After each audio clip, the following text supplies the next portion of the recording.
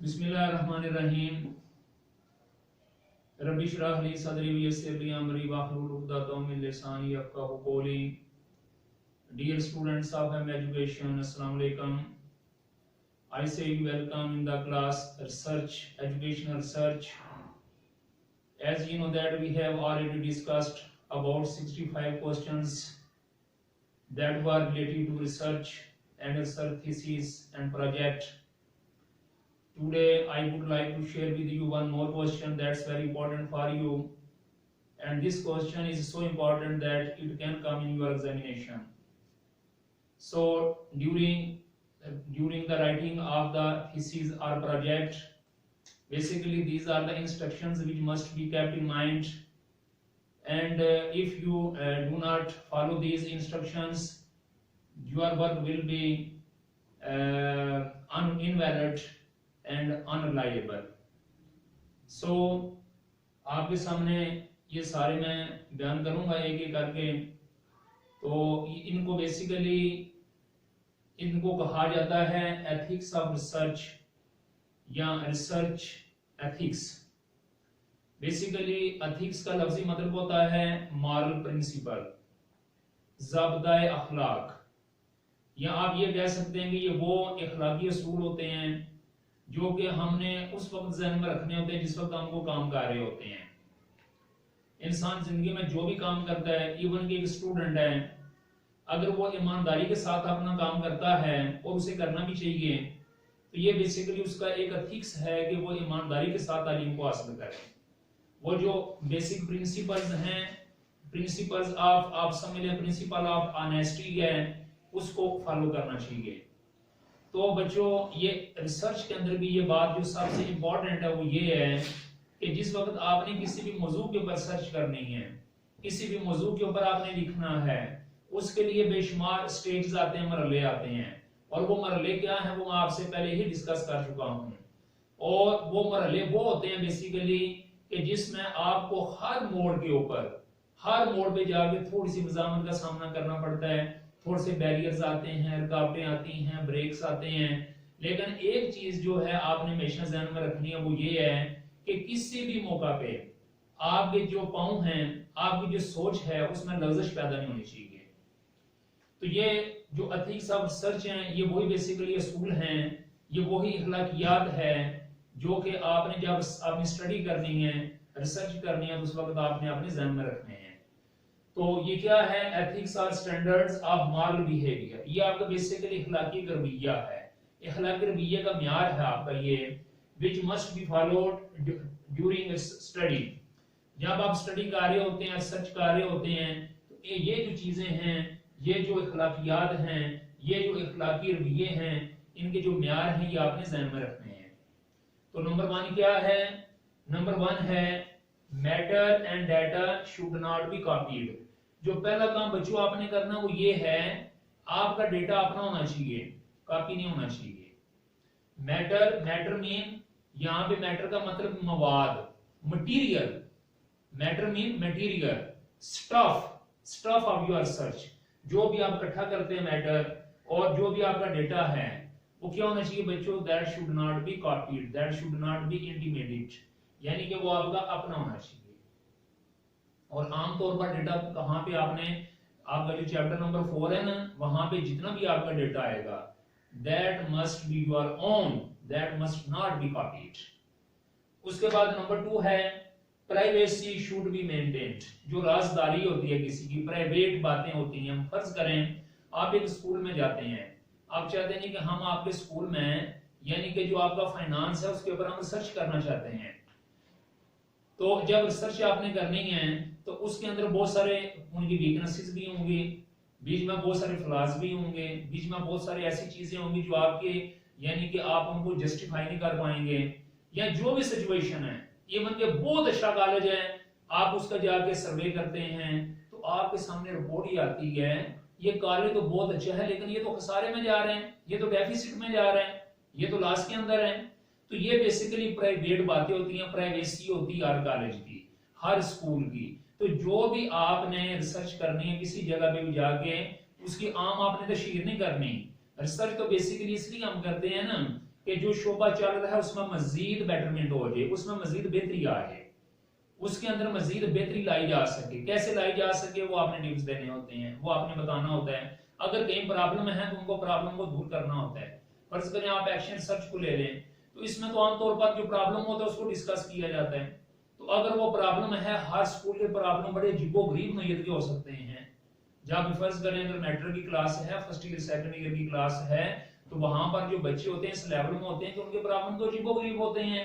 लिहाजा उनके प्रॉब्लम आपने स्कूल लेवल तक ही रखते हुए आपने थीसिस के अंदर ही रखने हैं, उनको आम तशहीर नहीं आपने करनी कि फलां कॉलेज स्कूल में 9th 10th के जो है मामला इस तरह के हैं, फर्स्ट ईयर सेकंड ईयर के इस तरह के हैं, तो देयर मस्ट बी प्राइवेसी। तीसरी बात है इंफॉर्मेशन शुड बी कॉन्फिडेंशियल। वही बात है प्राइवेसी की। प्राइवेसी में भी ये किसी की आपने किरदार साजी को डिग्रेड नहीं करना, और कॉन्फिडेंशियल की जो मालूमात है उसको आपने सीगे राज के अंदर रखना है, वो भी किसी को नहीं बताने। यानी कि ना तो अगर फर्ज करें आप ये सर्वे करते हैं कि जो बिम्बर स्कूल हैं, बिम्बर के जो 10 हाई स्कूल हैं, इनके जो टीचर्स हैं उनमें 5 वक्त नमाजी कौन है, तो ये एक प्राइवेसी है। आप 10-15 टीचर्स को ले लेते हैं तो ये बेसिकली उनका प्राइवेट मामला है, इसको आपने शोर शराबा करके उनका जो कैरेक्टर है उसको आपने यानी कि वो डिस्टर्ब नहीं करना, उनको जो है उनको डीफेम नहीं आपने करना, तो ये प्राइवेसी होगी। तो इंफॉर्मेशन जो होगी, इंफॉर्मेशन जो भी मिलेगी आपको इस बारे में, जो भी डेटा आपको मिलेगा उसको भी आपने सीगर राज में रखना है। नंबर 4 है people should not be hurt emotionally और साइकोलॉजिकली। जैसे भी रिजल्ट आते हैं, बेशुमार मामला होते हैं जिनमें रिसर्च की जाती है, तो आपने किसी को डिस्टर्ब नहीं करना, जज्बाती तौर पे भी डिस्टर्ब नहीं करना और नफ्सियाती तौर पे भी डिस्टर्ब नहीं करना। आपका काम तो ये होता है बेसिकली या तो मसले को सुलझाना या एक नई चीज उसको यानी किसी को नई चीज देना।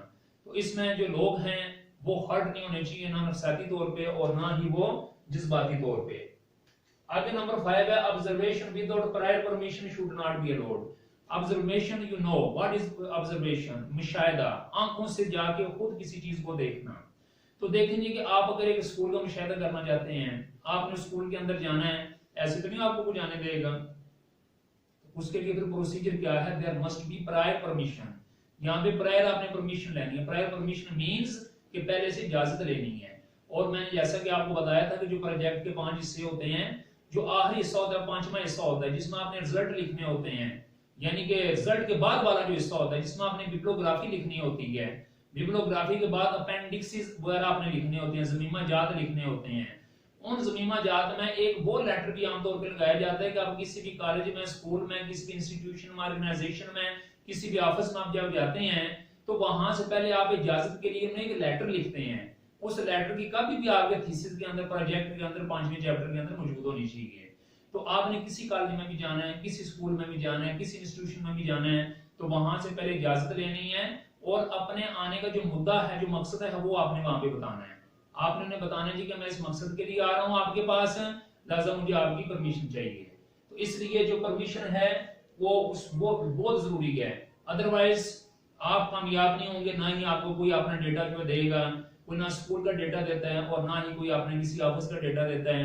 आप जब उनसे बात करेंगे कि I am student of research है या I am doing research, my topic is from, तो उसके बाद फिर वो आपकी हेल्प करेंगे इस बारे में।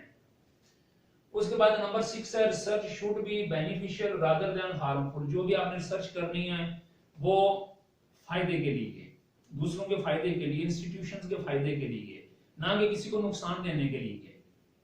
मसलन फर्ज करें अगर आप ये जानना चाहते हैं कि बिम्बर में कौन से इदारे हैं जहां पे तादाद बहुत ज्यादा होती है हर साल दाखिल होने वाले बच्चों की, और कौन से इदारे हैं यहाँ पे बच्चे ज्यादा दाखिल नहीं होते, तो जो दाखिल होने वाले बच्चे हैं शायद वहां पर जो उनकी क्वालिटी ऑफ एजुकेशन बेहतर हो या इसके अलावा उनके पास कोई ना कोई मतलब है कोई और सिचुएशन हो, तो उस सिचुएशन को आपने क्या करना है, मिसाल के तौर पर नेगेटिव इस्तेमाल नहीं करना, बल्कि उस सिचुएशन को आप उसको मजीद उसको आप कॉपी करेंगे। कॉपी करने से मुराद ये है कि उस सिचुएशन को आप अपनी स्टडी में लेंगे और बाकी इदारों को बोलेंगे जी कि उनकी क्वालिटी ऑफ एजुकेशन अच्छी है, लिहाजा जो इदारे अपने आप को अपलिफ्ट करना चाहते हैं या up to the mark progress देना चाहते हैं, उन्हें भी ये काम करना चाहिए कि वो भी अपनी क्वालिटी ऑफ एजुकेशन को बेहतर करें।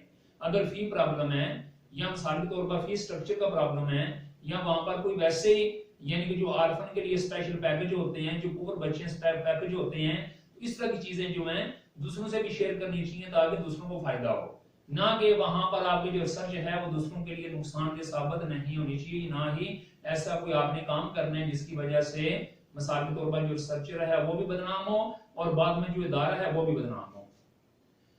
उसके बाद बच्चों number 7, data should be collected by effective tools. जो भी डेटा आपने लेना है, क्योंकि आपकी रिसर्च एक ऑथेंटिसिटी होती है, ये एक वैलिड पॉइंट होता है, ये लोगों के लिए एक मिशने राह होती है। यानी कि आपने जब किसी चीज के बारे में सर्च करना है तो it is not a minor thing, it is a great guiding star, lighting star होता है ये, जिसको देख के लोगों ने फॉलो करना होता है। तो आपने क्या करना है, जो भी आपने यानी कि डेटा इकट्ठा करना, उसके लिए इफेक्टिव टूल्स होने चाहिए। आपके टूल अगर सही नहीं होंगे, आपके पास डेटा सही नहीं आएगा। आपके अगर टूल में प्रॉब्लम है तो डेटा आपके पास बिल्कुल कभी ठीक नहीं आ सकता। जब डेटा सही नहीं आएगा आपके पास तो आपके रिजल्ट भी तो गलत आएंगे। यानी कि टूल से मुराद है कि अगर आपने क्वेश्चनर बनाया हुआ है, अगर आपने इंटरव्यू का तरीका इख्तियार किया हुआ है, अगर केस स्टडी की है, अगर आपने सर्वे किया हुआ है, जो भी काम किया हुआ है, दैट मस्ट बी वैलिड, उसमें कोई इफेक्टिव होना चाहिए, उसमें कोई किसी किस्म का नहीं है। जैसे बाज लोग कहते हैं ये जी मैंने फलां खातून से ये बात सुनी, फलां बंदे से ये बात सुनी, इस तरह जो डेटा होता है that is not acceptable in research. Number 8 है there must be a passion to improve the certain areas. Research जब आपने करनी है तो आपके अंदर एक जोश, एक जज्बा होना चाहिए कि आप किसी भी मैदान के अंदर एक तब्दीली लाना चाहते हैं, एक बेटरमेंट लाना चाहते हैं, एक उसके अंदर यानी कि मतलब सिचुएशन, एक बेटर सिचुएशन, इनोवेटिव सिचुएशन लाना चाहते हैं, ये आपका जज्बा होना चाहिए। और उसके बाद नंबर 9 है honesty must be the first trait of a researcher. Honesty, ईमानदारी, कहते हैं honesty is the best policy. जो ईमानदारी है ये आपका पहला एथिक्स होना चाहिए। ये आपका जो एटीट्यूड यानी जो एटीट्यूड है उसके अंदर जो सबसे पहली बात है दैट मस्ट बी ऑनेस्टी। आपने जो भी काम करना है खलूस से करना है, विद सिंसियरिटी करना है, उसमें किसी किस्म की इंटरप्शन या मिसाल के तौर पर ये है कि उसके अंदर जो आपने जो भी चीजें शामिल करनी है वो एक नंबर होनी चाहिए, उनके अंदर किसी किस्म की गड़बड़ नहीं होनी चाहिए। तो बच्चों ये थे एथिक्स ऑफ रिसर्च। ये आपका सवाल आपसे वाइवा में भी पूछा जा सकता है और ये सवाल आपके पेपर में भी आ सकता है, और ये सवाल अगर आपके ऑनलाइन पेपर होते हैं ऑनलाइन पेपर में पूछा जा सकता है कि what is ethics in research. आप इसके सान डेफिनेशन ये बता सकते हैं, ethics are standards of moral behaviour. moral behavior, ethics are standards of moral behavior which must be followed during study। तो थैंक यू वेरी मच। मुझे उम्मीद है कि ये जो आप लेक्चर है ये आपके लिए बहुत ही आपके लिए बेहतरी लाएगा और आपके लिए एक सूटमंद साबित होगा। Thank you very much. Allah Hafiz.